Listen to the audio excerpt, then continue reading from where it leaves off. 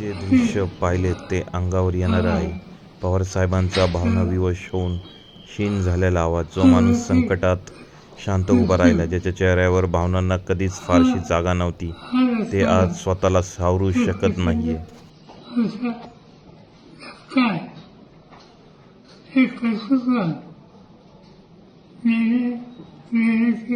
शक्ती ज्याच्यात आहे अशा व्यक्तीला महाराष्ट्र नुकला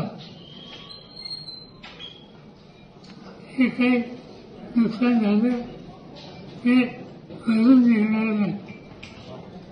पण सगळ्याच गोष्टी आपल्या हातात नसतात. मी आज लिहिण्यासोबत येणार नसतो, परंतु काही विरुद्ध करतात. हा अंगात याच्यामध्ये काहीतरी राजकारण आहे अशा प्रकारची भूमिका कलकत्त्यावरून मांडली गेली. याच्यात राजकारण नाही, हा निवड अपघात आहे.